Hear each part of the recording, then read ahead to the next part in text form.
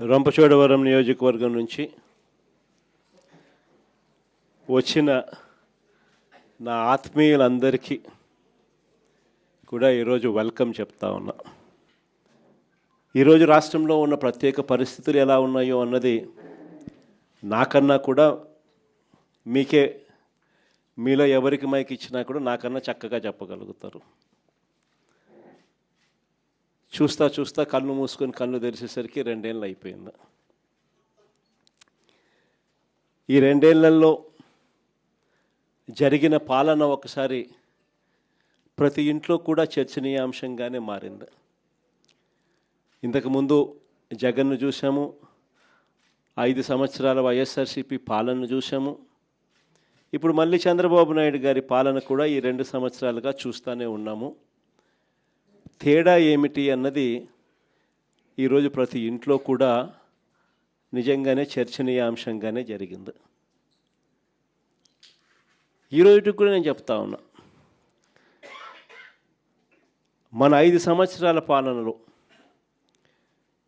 గర్వంగా కూడా నేను చెప్పగలుగుతా, ఎప్పుడూ కూడా చూడని విధంగా, ఎప్పుడూ జరగని విధంగా పాలన అనేది వైఎస్ఆర్సీపీ ప్రభుత్వ హయాంలో మనం అందించగలిగినాము అని గర్వంగా కూడా చెప్పగలుగుతాం. మేనిఫెస్టో అని చెప్తూ దీంట్లో ప్రజలకు ఇది చేస్తాము, అది చేస్తాము, ఇది చేస్తాము అని చెప్పి ఎన్నికలప్పుడు మాట చెప్పిన తర్వాత మనము రానంత వరకు ఎన్నికల మేనిఫెస్టో ఎప్పుడు ఎన్నికలు అయిపోయిన తర్వాత చెత్తబుట్టలో పడేసేవాళ్ళు. అట్లాంటిది మొట్టమొదటిసారిగా ఎన్నికలప్పుడు మేనిఫెస్టో అంటూ ఒక మాట ఇస్తే ఆ మాట మీద నిలబడాలని, ఆ మేనిఫెస్టోను ఒక భగవద్గీత గాను, ఒక బైబిల్ గాను, ఒక ఖురాన్ గాను భావించి ఇంప్లిమెంట్ చేసి 99% హామీలను అమలు చేసిన పార్టీ ఏదైనా ఈ రాష్ట్రంలో కానీ దేశంలో కానీ ఎక్కడైనా ఉంది అని అంటే అది ఒక వైఎస్ఆర్సీపీ పార్టీనే అని చెప్పి గర్వంగా కూడా చెప్పగలుగుతాం. మేనిఫెస్టో అన్నది ఆ మాదిరిగా క్రమం తప్పకుండా బడ్జెట్ సమావేశాలు పెట్టేటప్పుడే ఏ పథకం ఏ నెలలో ఇస్తాము అని చెప్పి కూడా క్రమం తప్పకుండా మళ్ళీ అది అమలు చేసిన పార్టీ కూడా ఎక్కడైనా దేశంలో ఉంది అని అంటే అది కూడా ఒక వైఎస్ఆర్సీపీ ప్రభుత్వం మాత్రమే. అంతగా ఏకంగా ఎప్పుడు కని విని ఎరగని విధంగా పరిపాలనలో మార్పులు కూడా తీసుకొచ్చు. మనం రాకమునుపు స్కూళ్ళు ఎలా ఉండేటివి, మనం వచ్చిన తర్వాత స్కూళ్ళు ఎలా మారాయి అన్నదానికి మీలో ఎవరికి మైక్ ఇచ్చినా కూడా నాకన్నా చక్కగా చెప్పగలుగుతారు. మనం రాకమునుపు హాస్పిటల్లో ఆరోగ్యశ్రీ పరిస్థితి ఎలా ఉండేది, మనం వచ్చిన తర్వాత హాస్పిటల్లో ఆరోగ్యశ్రీ పరిస్థితి ఎలా మెరుగైంది అన్నది నాకన్నా బాగా మీలో ఎవరికి మైక్ ఇచ్చినా కూడా నాకన్నా బాగా చెప్పగలుగుతారు. మనం రాకమునుపు వ్యవసాయం అన్నది రైతు ఎన్నెన్ని ఇబ్బందులు పడుతూ ఉన్నారు, మనం వచ్చిన తర్వాత రైతు ఏ విధంగా బాగుపడ్డాడు అన్నది నాకన్నా బాగా మీలో ఎవరికి మైక్ ఇచ్చినా కూడా చక్కగా చెప్పగలుగుతారు. మనం రాకమునుపు గ్రామ స్థాయిలో పరిపాలన అన్నది అందక, ఇంటికే వచ్చే పరిపాలనకైతే దేవుడెరుగు, పరిపాలనలో అందక, ఏ పథకము అందక ఎన్నెన్ని అవస్థలు పడాల్సిన పరిస్థితి, ఎవరెవరికి ఎంతెంత డబ్బులు ఇచ్చుకుంటే తప్పనిచ్చి పథకాలు అందని పరిస్థితి అన్నది ప్రతి ఒక్కరికి తెలిసిన పరిస్థితి నుంచి మన వైఎస్ఆర్సీపీ ప్రభుత్వం అధికారంలోకి వచ్చిన తర్వాత పాలన ఎలా మారింది, ప్రతి గ్రామంలోనూ సచివాలయాలు ఎలా వచ్చాయి, ప్రతి 50-60 ఇళ్లకు ఒక వాలంటీర్ వ్యవస్థ ఎలా వచ్చింది, పథకాలన్నీ కూడా పారదర్శకంగా ఎలా ఇంటి వద్దకే వచ్చాయి, పాలన అన్నది మన ఇంటి వద్దకు వచ్చి మన తలుపు తట్టి మనల్ని ఏ రకంగా ఆలింగనం చేసుకుంది అన్నది మీలో ఎవరికి మైక్ ఇచ్చినా కూడా పరిపాలనలో వైఎస్ఆర్సీపీ ప్రభుత్వ పరిపాలన గురించి నాకన్నా చక్కగా మీరే చెప్పగలుగుతారు. ఇన్ని గొప్ప గొప్ప మార్పులు తీసుకొని రాగలిగినాం. విద్యారంగం అయితేనేమి, వ్యవసాయ రంగం అయితేనేమి, వైద్య రంగం అయితేనేమి, పాలన ఇంటి వద్దకే తీసుకొచ్చే పరిస్థితులు అయితేనేమి, ఆడవాళ్ళకు భద్రత కల్పించే దిశ యాప్ లాంటిది తీసుకొచ్చి తోడుగా నిలబడడం అయితేనేమి, ప్రతి గ్రామంలోనే ఒక మహిళా కానిస్టేబుల్ గ్రామ సచివాలయంలో ఉండడం అయితేనేమి,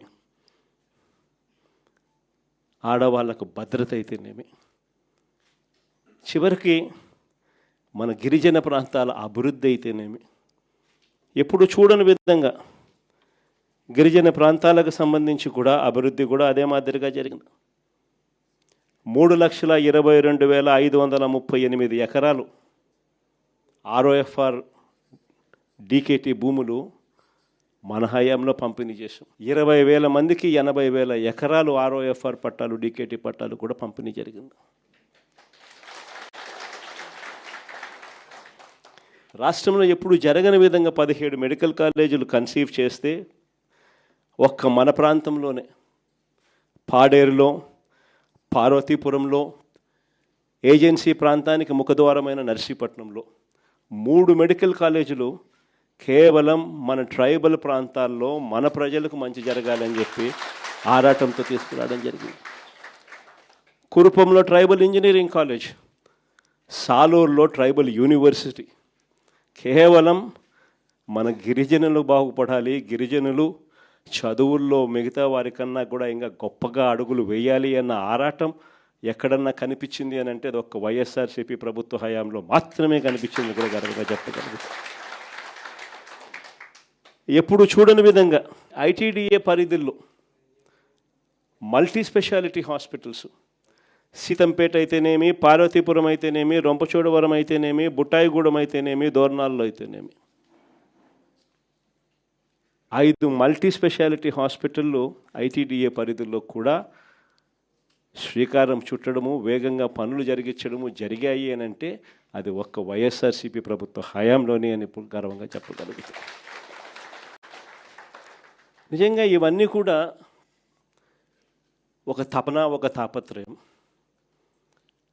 మనుషుల జీవితాలలో వెలుగులు చూడాలి, ప్రాంతాలు బాగుపడాలి, చనిపోయిన తర్వాత కూడా ప్రతి ఇంట్లో నా ఫోటో ఉండాలి అని తపన, తాపత్రయంతో అడుగులు పడ్డాయి.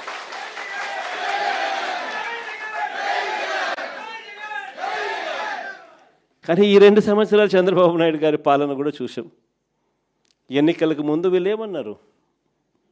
ఎన్నికలకు ముందు జగన్ ఇచ్చేటివే కాదు, జగన్ కన్నా ఎక్కువ సూపర్ 6లు, సూపర్ 7లు అన్నారు. ప్రతి ఇంటికి బాండ్లు పంచారు. ఆ బాండ్ల మీద పవన్ కళ్యాణ్ ఫోటో, చంద్రబాబు నాయుడు గారి ఫోటో, మళ్ళీ వాళ్ళిద్దరు సంతకాలతో పాటు రావడము, మీ ఇంట్లో ఇంతమంది ఆడవాళ్ళు ఉన్నారా, 18 సంవత్సరాలు నిండిన వాళ్ళు ఉన్నారా, అటైతే మీకు నెల మీకు 1,500, మీకు 1,500, మీకు 1,500.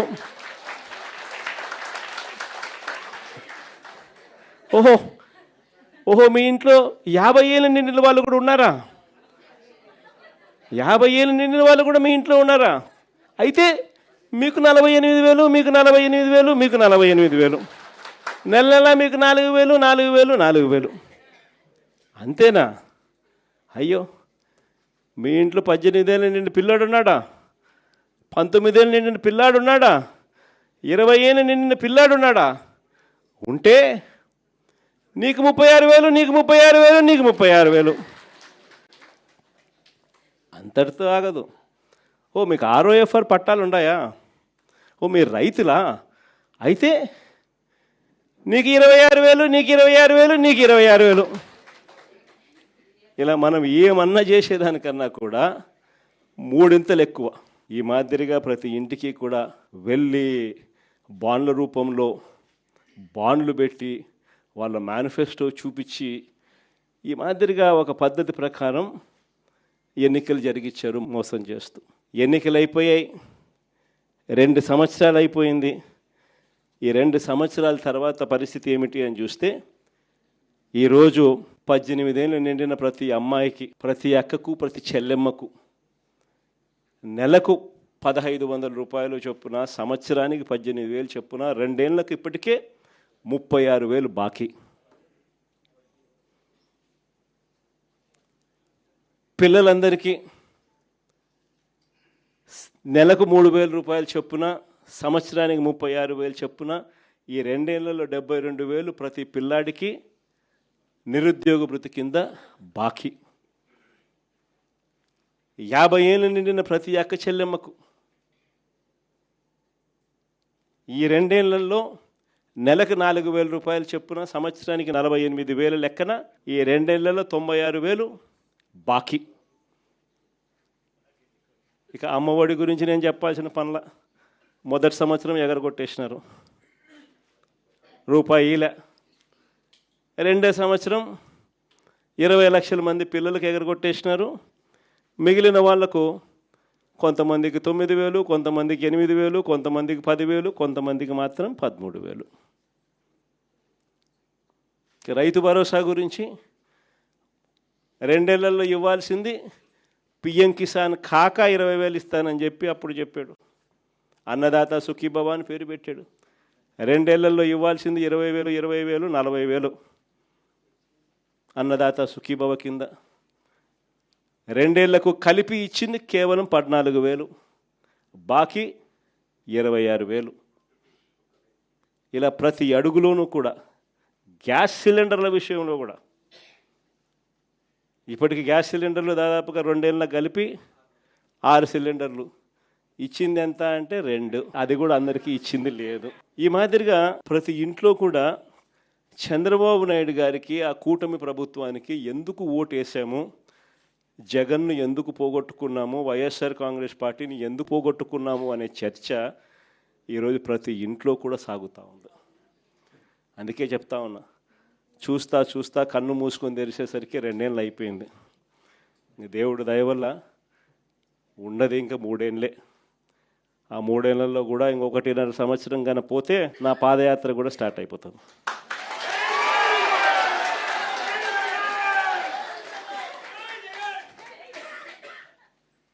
కాబట్టి కన్ను మూసుకొని కన్ను తెరిచేసరికి మన కళ్ళ ఎదుటే ఈ దుర్మార్గమైన పాలన కూడా త్వరలోనే ఎండ్ అయిపోయే పరిస్థితి కూడా త్వరలోనే వస్తుంది.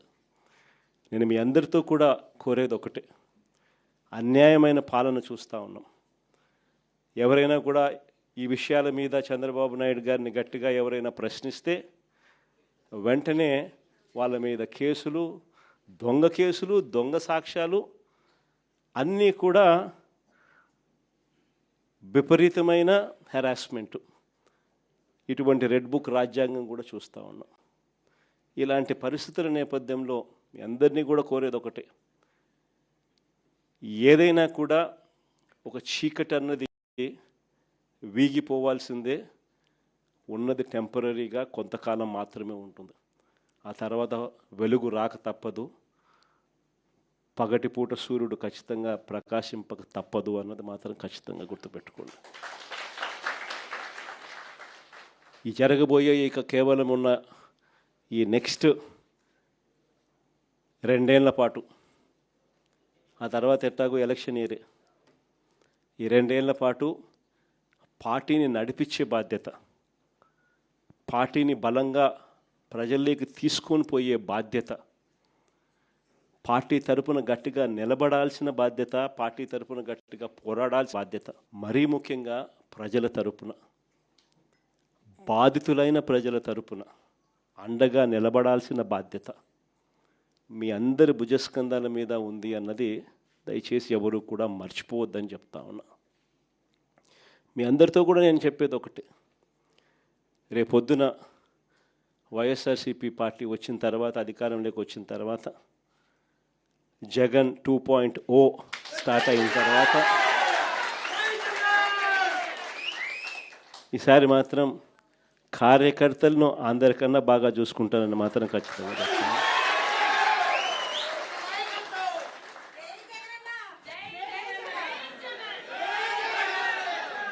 కానీ ఈసారి మాత్రం ప్రతి సంక్షేమ కార్యక్రమం కూడా మీ ఆధ్వర్యంలోనే, మీ చేతులతోనే జరిగిస్తానని కూడా చెప్తాను. కానీ మీ అందరికీ కూడా ఒకటే రిక్వెస్ట్ కూడా చేస్తాను, మీ అందరికీ కూడా ఒకటే రిక్వెస్ట్ కూడా చేస్తాను. ఎప్పుడైనా కూడా పేదవాడికి మాత్రం మనం తోడుగా ఉండాలి అన్నది మాత్రం ఎప్పుడూ కూడా గుర్తుపెట్టుకోండి అని చెప్పి మాత్రమే రిక్వెస్ట్ చేస్తా ఉన్నా. అది మాత్రమే నేను మిమ్మల్ని అందరినీ ఖచ్చితంగా కోరుతా. ఖచ్చితంగా అక్కడ మాత్రం అండగా ఉండండి, అక్కడ మాత్రం తోడుగా ఉండండి. మిగతా అన్ని విషయాలలో నేను మీకు తోడుగా ఉంటాను మాత్రం.